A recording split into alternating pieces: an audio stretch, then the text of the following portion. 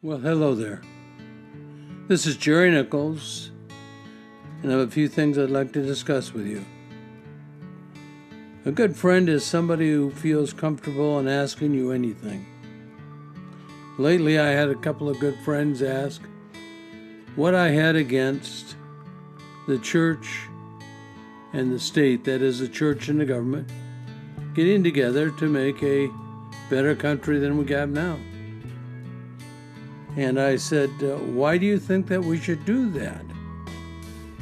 And they said, because they've been listening to the radical GOP right, that the Founding Fathers intended for the United States of America to be a Christian nation. And they believe that very strongly. And I said, let me do a little research. Let me see if I can find where the Founding Fathers said that.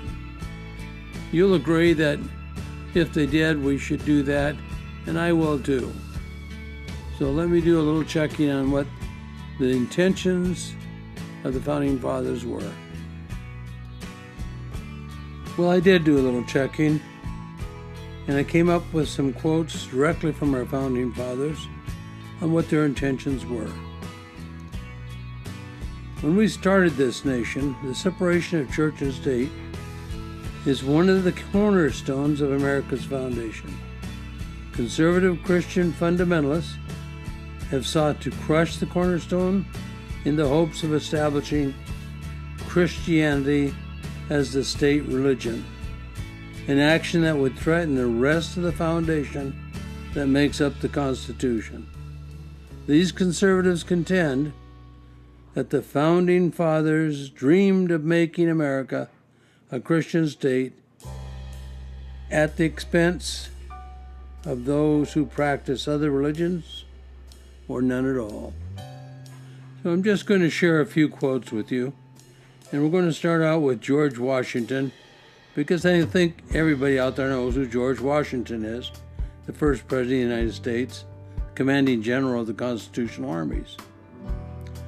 Of all the animosities which have existed among mankind, those which are caused by a difference of sentiments in religion appear to be the most inveterate and distressing and ought to be depreciated. I was in hopes that the enlightened and liberal policy which has marked the present age would at least have reconciled Christians of every denomination so far that we should never again see the religious disputes carried to such a pitch as to endanger the peace of society. George Washington wrote a letter to the members of the new church in Baltimore. We have abundant reason to rejoice that in this land the light of truth and reason has triumphed over the power of bigotry and superstition. In this enlightened age, in this land of equal liberty, it is our boast that a man's religious tenets will not forfeit the protection of the laws, nor deprive him of that right of attaining and holding the highest offices that are known in the United States. John Adams, one of the Founding Fathers, during the Treaty of Tripoli, stated equivocally or unequivocally, the government of the United States of America is not, in any sense, founded on the Christian religion. Thomas Jefferson, the architect, the writer of the Constitution of the United States, in a letter to the Baptists of Danbury, Connecticut in 1802, said, I contemplate with a sovereign reverence that act on the whole American people which declared that their legislature should make no law respecting an establishment of religion or prohibit the free exercise thereof, thus building a wall of separation between church and state. In 1814, Thomas Jefferson said, In every country and in every age, the priest has been hostile to liberty. He is always in alliance with the despot, abetting his abuses in return for protection to his own. It is an error alone that needs the support of a government. Truth can stand by itself. In another letter, Thomas Jefferson wrote, "I am for freedom of religion and against all maneuvers to bring about a legal ascendancy of one sect over another." Thomas Jefferson again. Christianity neither is nor ever was a part of the common law. Founding Father James Madison said in a letter, "And I have no doubt that every new example will succeed as every past one has done, ensuring that the religion and government will both exist in greater purity the less they are mixed together." No remarks by the Founding Fathers would be complete without a word from Benjamin Franklin. He wrote in a letter, "When a religion is good, I conceive it will support itself, and God does not take care to support it so that its professors are obligated to call for help of the civil power. It's a sign, I apprehend, of it being a bad one." Founding Father Elbridge Gerry wrote, "No religious doctrine shall be established by law."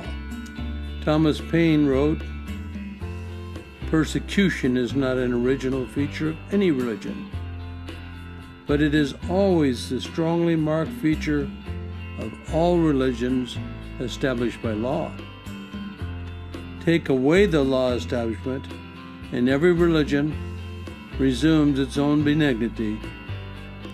Patrick Henry, explaining his understanding of why so many immigrants flock to countries that have no established religion, said, "God has appointed two kinds of government in the world, which are distinct in their nature and ought never be confounded together, one of which is called civil, the other ecclesiastical government." Founding Father Roger Sherman said emphatically, "Congress has no power to make any religious establishments." And lastly, Founding Father Charles Pinckney said, "The legislature of the United States shall pass no law on the subject of religion." The legislature of the United States shall pass no law on the subject of religion. These certainly aren't the words of a founding fathers who wanted to see this become a Christian country or a Jewish country or a Muslim country. They wanted the two separated. It was emphatic. Anybody from the right or the left or any sect that there is that insists that we wanted to be a religious country, that we wanted our government to be based on Christianity, either have ignorance or duplicity in their hearts. For the Founding Fathers never wanted, never desired, never dreamed of making America a Christian country.